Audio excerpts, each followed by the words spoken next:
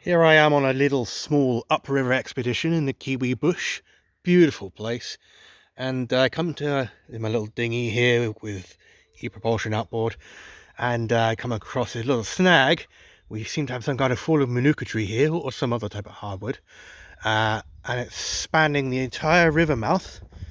And yeah, it's pretty much everywhere.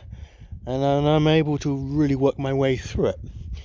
So, what can I do? Well, luckily for me, I always pack this, but this is why a saw is so valuable, because I'm now going to cut this down and make a little entryway so I can get through. Couldn't do that with an axe, not from the side of this dinghy, but I'm just literally just going to hang off over the edge here, cut this down, and then I'll be done, and it'll be safe and controlled and easy. This is salty water, so I will probably ruin my saw, but as long as you clean it very quickly, it shouldn't be too bad. See you in a bit. So I've cut off these two parts, as you can see. This allows me a little bit of an entry to get around and through. And then what I'll probably do is I'll cut off that big bit there. This definitely is some kind of hardwood that was very tough to saw through. This is probably a manuka or canuka, and that is beautiful wood. I mean, it's wonderful brown inside, and this is not rotten at all, leading me to believe this was a very recent fallen tree. So hard to get through, but the good thing about the saw is it's very controlled, because obviously I'm hanging over the side of this dinghy here, and I don't want to put a lot of force into it, because if I put a lot of force, and as soon as I get through, I could ram the saw into this dinghy, and that would not be good at all. So you can just control yourself, take it very easy, and that's what the saw gets you over the axe. It really took me no time at all to get through that. So I'll be back in a bit. There, as we can see, that's been cut off, and that bit of wood will float and sink away, hopefully go to the shore.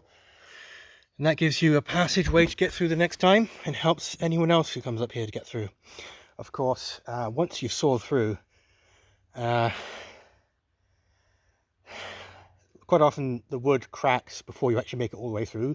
Quite often when you're sawing, you don't have a clean cut.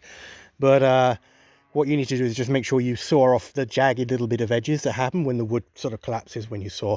That way, that if you do at a lower tide, I could actually brush the side of this dinghy up against that piece of wood, and if that jagged piece was sticking out, it could scrape along and hurt me. So yeah, clean up the cut, and that way, if you hit it, it's not too bad.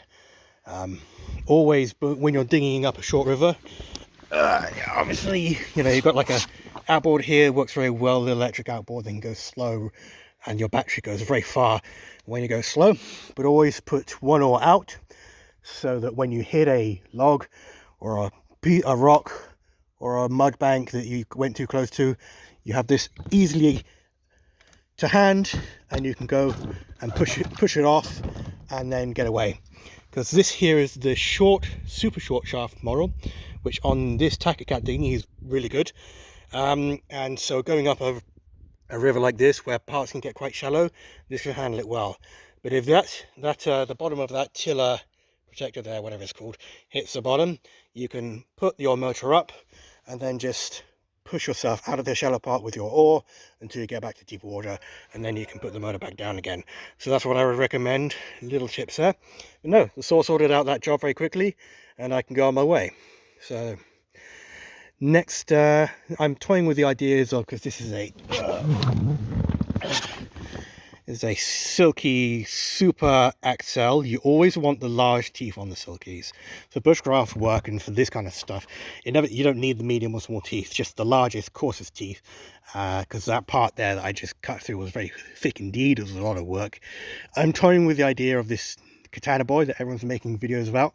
That would have cut through that thing even quicker.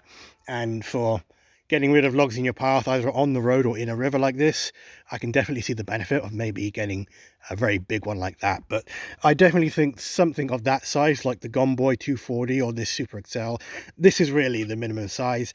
The Pocket Boys, just not worth it. It would have been really hard to cut anything of substantial size with that, whereas this can do it, and it can even do larger logs too.